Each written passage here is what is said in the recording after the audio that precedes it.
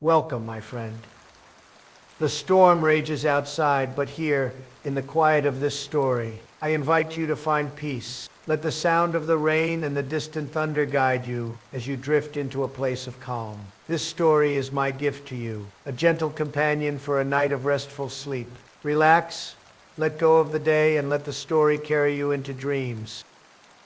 It's 2:15 a.m., and I'm sitting behind the counter of the diner, staring out into the empty parking lot. The neon sign outside hums, flickering with a soft buzz, casting a pale red glow through the dirty windows. It's the dead of night, and in this small, isolated town, the diner is always empty, save for a few regulars who wander in at odd hours. The same faces, the same routine. "Hey, Jimmy."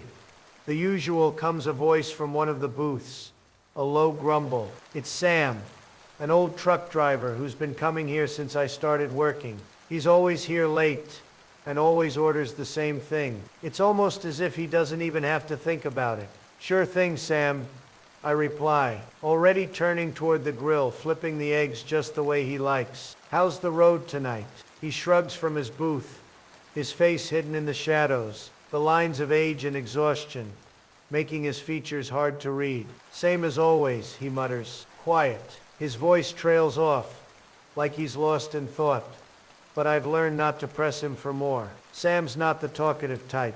I turn my attention back to the stove, the sizzle of the bacon filling the silence. The diner is eerily quiet tonight, even more than usual. There's no hum of the jukebox or the clinking of silverware on plates, just the steady rhythm of the grill and the occasional shuffle of feet from the back booth.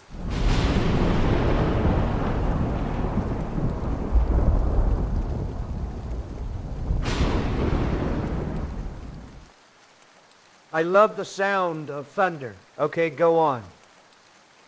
A woman walks in, her heels clicking on the tile floor. I glance up and recognize her immediately.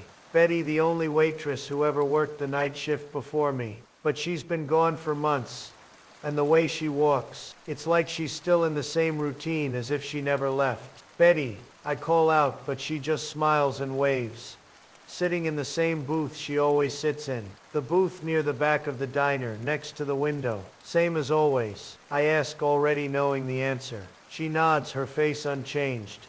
Not a day older than the first time I met her. "Yeah, just the usual." As I turn back to the grill, a strange feeling creeps up on me.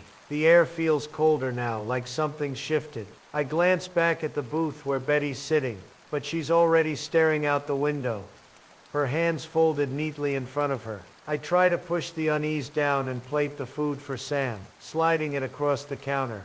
"Here you go, buddy." "Thanks, Jimmy," he grunts, shuffling his fork through the eggs, but his eyes don't leave the window. He's always like that, almost too absorbed in his thoughts. But something's off tonight. The diner feels too quiet, too still.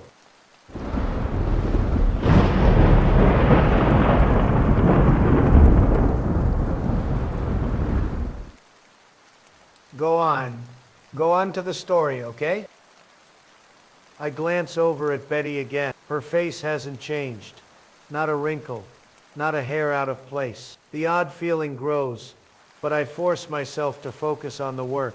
The bell above the door jingles, and I look up to see a man in a suit walk in, his polished shoes clicking softly against the floor. He's not like the regulars. His suit is dark, perfectly pressed, and he carries himself with an air of confidence that doesn't fit in here. "Good evening," he says, his voice smooth, almost too smooth. He takes a seat at the counter. The booth next to Betty's still empty. "I'll have the usual." "The usual," I repeat, slightly confused. He can't possibly mean the same thing Sam orders, right? The man smiles, his expression unreadable. "Yes, the usual." I nod slowly, feeling that same unease crawl back into my chest. This isn't right, but I don't know why. "All right, coming right up," I reply, turning back to the stove. I glance over at Betty again. Her eyes are still fixed on the window, her hands folded, as though nothing's out of place. But my gut is screaming at me now. I've worked here long enough to know when something is off. As I place the food in front of the man, he glances up at me, his expression still unreadable. You know, he says, I've been coming here for over a decade. I pause. I've never seen him before, but there's something oddly familiar about him. Really? I ask, trying to keep my voice casual. That's a long time.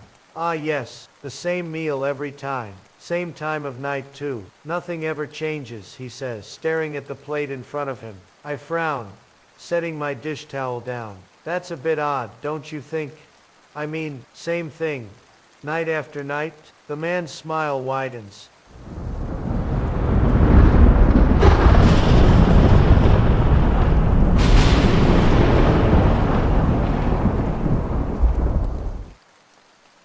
I love the sound of thunder. Okay, go on.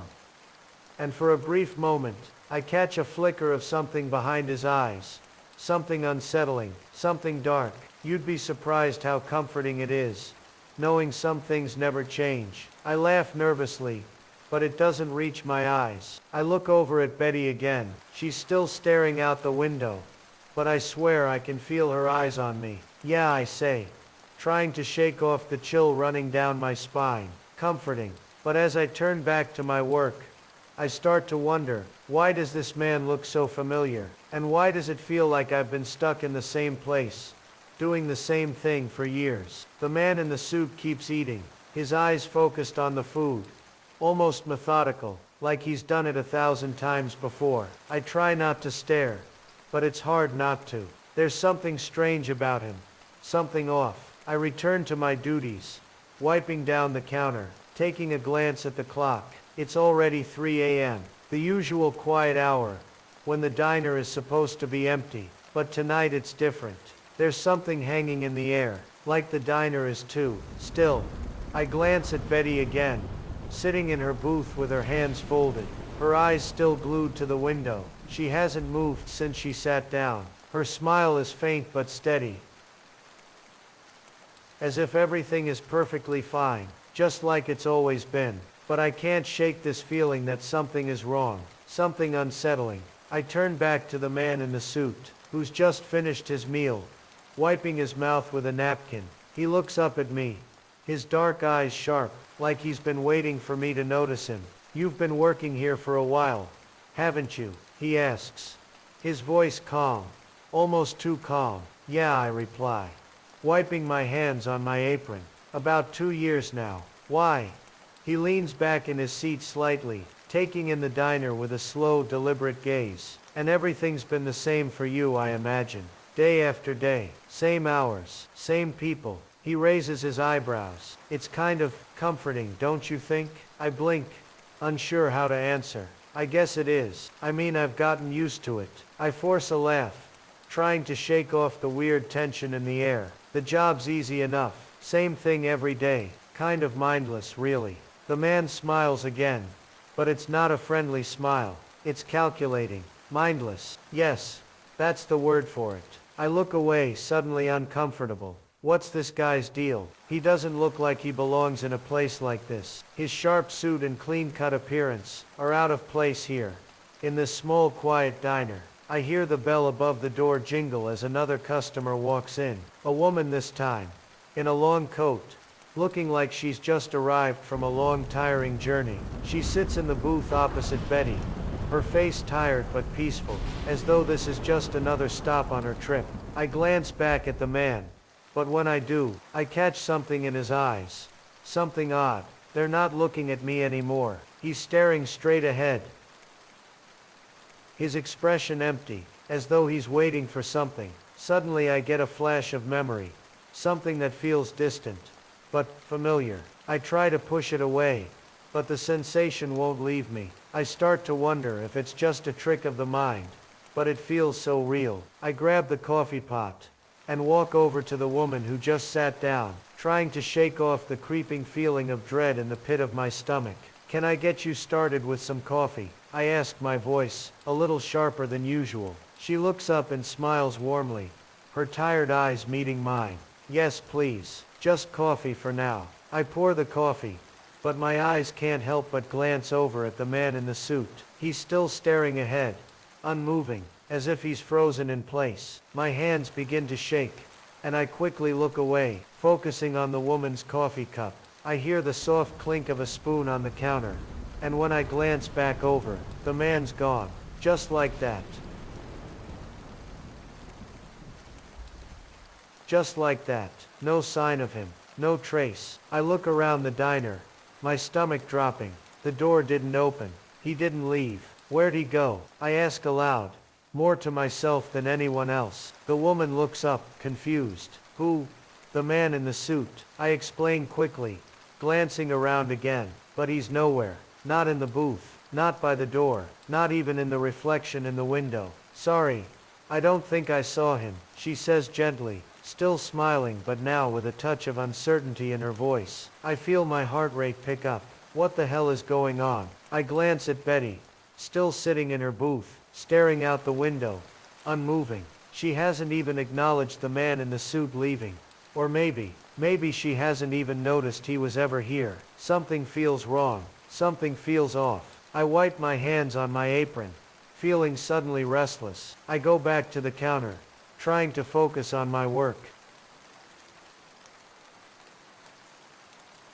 But when I look up, I notice something strange in the reflection of the diner's glass. A shadow. It's hard to make out, but I see it, just beyond the diner's front door. Someone standing outside. Someone familiar. It's the man in the suit. He's standing on the other side of the glass, staring directly at me. Only now, his face isn't right.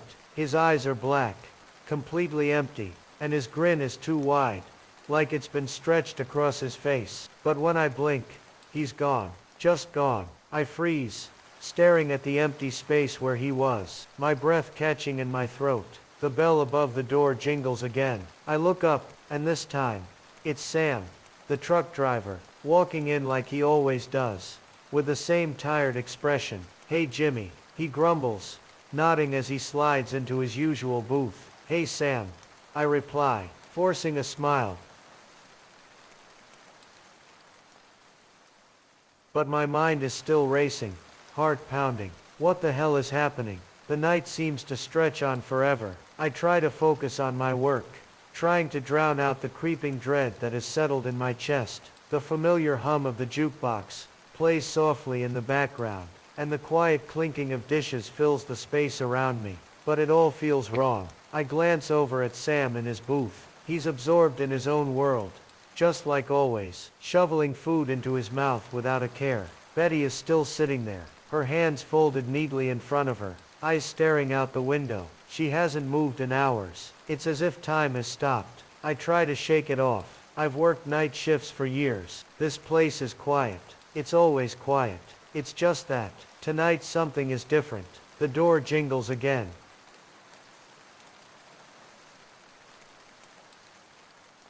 And I turn, expecting to see another new face. But this time, I'm wrong. It's the man in the suit again. I don't know how he got in. The bell rang, but I didn't hear him enter. I didn't even see him walk in. But there he is, standing by the door. His suit is darker now, the fabric almost black in the dim light. His face is still too smooth, too perfect. His black eyes gleam in the reflection of the diner's neon lights. He stands there, unmoving, just staring at me. And for the first time, I feel something cold crawling up my spine. Can I get you something? I ask, forcing my voice to sound calm. But it comes out shakier than I intended. He doesn't speak. He just raises a hand. And with a casual gesture, he points toward the same booth he sat in earlier, the one near the window. I swallow hard.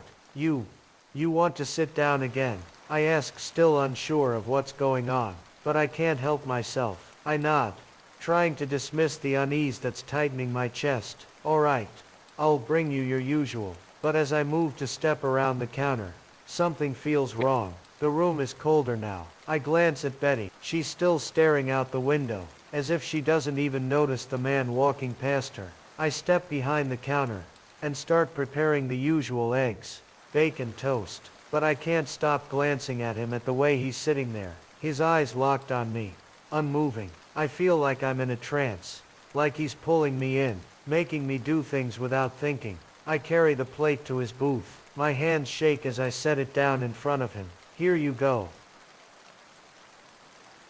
I say, my voice trembling. He doesn't speak. He just stares at the plate. He picks up the fork, and with deliberate slowness, he starts to eat. It's then that I notice something. The food. The same food. The same meal he ordered the night before. But it's the same meal he ordered every time. The same meal from every night before. I've been serving him this meal for as long as I've worked here. But it's like he's been eating the same thing for years. I swallow hard. You've been coming here for a while, haven't you? I ask, trying to sound casual. But my voice cracks. The man looks up at me. His expression still unreadable, like he's staring right through me. A long time, he says softly. A very long time. I blink. How long? He pauses for a moment. His eyes dark and steady. A decade, at least. I feel my chest tighten. You've been coming here for a decade. But I haven't seen you before. He smiles. Just a little.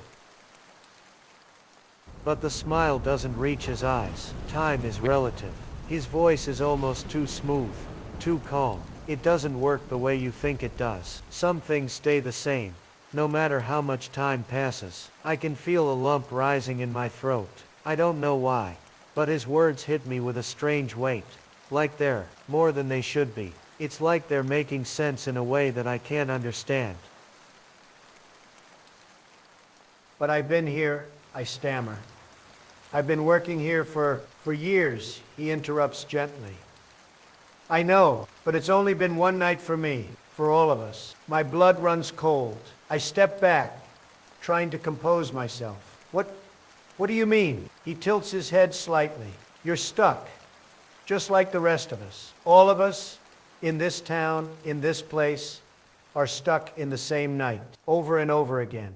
The same people, the same food, the same conversations. I feel my heart start to race. That's not possible. I would know. I wouldn't know.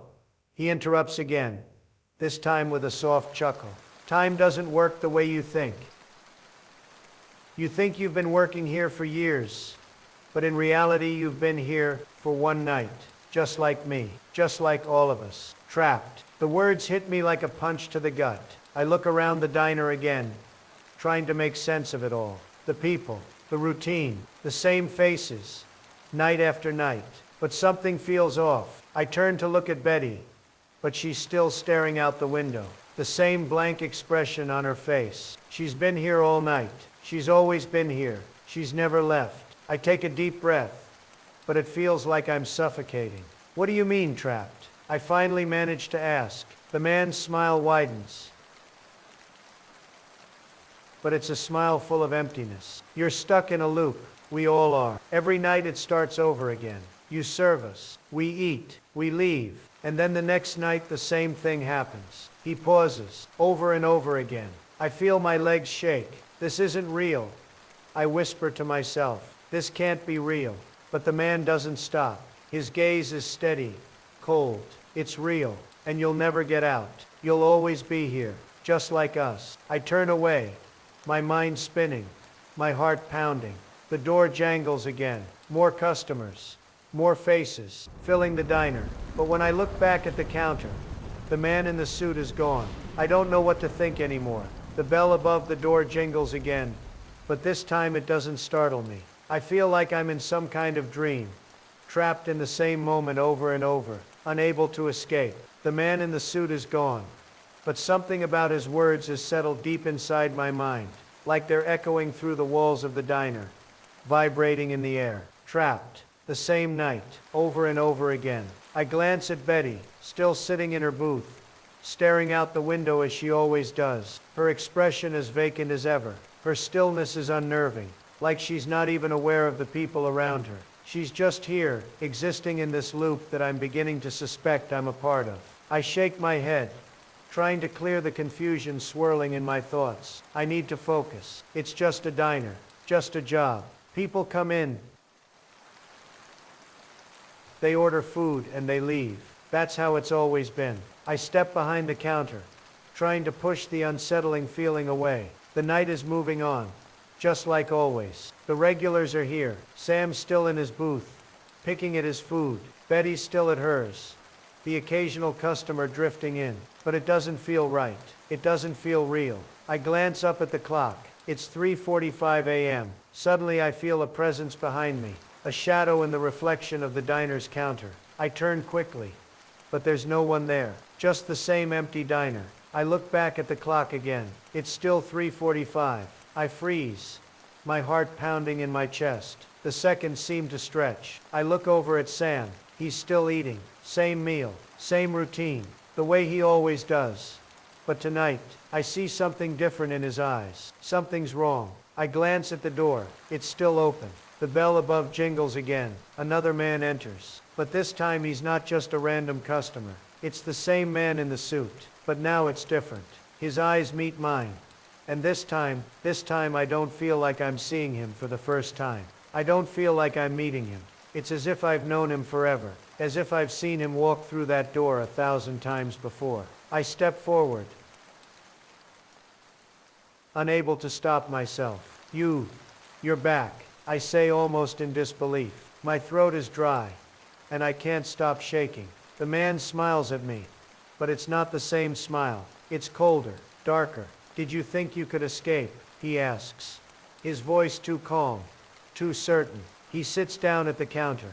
His eyes never leaving mine. Did you think this night would ever end? I stand frozen. The words hit me like a wave, crashing against me, pulling me under. I glance around the diner, but everything is the same. The same faces, the same routine. But now it feels like I'm seeing it all clearly, for the first time. Like I've been blind to it all these years. I turn back to the man in the suit. What is this? What is happening? Why are you here again? My voice is shaking. The words spilling out faster than I can control. You're stuck, he says simply.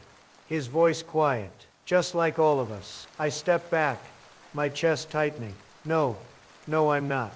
This is just some weird dream. I'm just working here. The man shakes his head slowly. It's not a dream. It's never been a dream. You're stuck, Jimmy, just like the rest of us. You're part of this place, this cycle. Every night, over and over. I take a step back, my eyes darting around the diner. The customers, the workers. It all feels like it's suffocating me, trapping me in a loop. But this time it's different. I realize now that I've been working here for years. The faces are all the same. They never change. They're never real. Sam doesn't age. Betty doesn't age. I don't age. I slam my hand against the counter. This isn't real. It can't be. I'm not like you. The man's smile widens. You think you're different, don't you? But you're not. You're just like them. You're stuck here, just like all of us. I turn around to look at the clock again. It's still 3:45. I stumble back, my head spinning. I grab the nearest chair and sit down, my hands shaking. This isn't happening. This isn't happening. You've been here for a long time, Jimmy, the man in the suit says. A long, long time. I look up at him, my eyes wide with disbelief. What do you mean? You've been here for years, he says, and you'll stay here forever. This diner, this night, it's all you know. It's all you are. I stare at him. The words sinking in like stones, one after another, heavy in my mind. And as the realization hits me, I hear it. The sound of the bell above the door. Jingle. The door opens again. I look up and I see the same faces, the same customers, the same night, over and over and over again. Episode 5. Closing. I don't know how much longer I can take this. The minutes stretch into infinity, like time itself has forgotten how to move. The same faces, the same meal orders, the same conversations. And now I can feel it. Deep in my chest, the realization that I'm trapped here, in this diner, in this never-ending loop. The bell above the door rings again. And I barely look up. I know what I'll see. The same customers, the same faces, coming in like clockwork. They'll sit down, they'll order, they'll eat, and when they leave, they'll come back, over and over, every night. But tonight, something is different. The door opens, and I glance up. I don't know why this time is different, but it is. I don't feel the usual weight of dread in my chest. For the first time, I feel like I know what's happening, like I can see through the illusion of it all. The door swings open, and there he is, The man in the suit. The same man who has haunted this place every night. But tonight, he doesn't sit down. He stands at the door, just watching me. His dark eyes gleaming with something I can't quite understand. A smile stretches across his face, and he takes a step forward. You're finally starting to understand, he says, his voice almost a whisper. But it's louder in my mind. It echoes. You've been stuck here for so long. You've forgotten what it means to leave. I stand up, suddenly filled with a surge of frustration. I'm not stuck. I don't belong here. I can't be. The man raises a hand, silencing me. You don't even realize it yet, do you? You're not just a part of this diner, Jimmy. You are this diner. You've been here longer than you remember, and you'll keep coming back. Because this is all you know now. It's all you'll ever know. I can feel my pulse pounding in my ears, my chest tightening. It's like the walls of the diner are closing in, suffocating me with the truth. I want to scream. I want to run. But there's nowhere to go. I glance around the diner one last time. Sam, Betty, the other customers, all sitting in their booths, eating. Not a single person aging. Not a wrinkle on their faces. Not a hair out of place. They're all stuck just like me. I turn to the man, my voice hoarse with desperation. How do I get out? How do I break free from this? The man in the suit steps forward, his smile widening. You don't. You can't.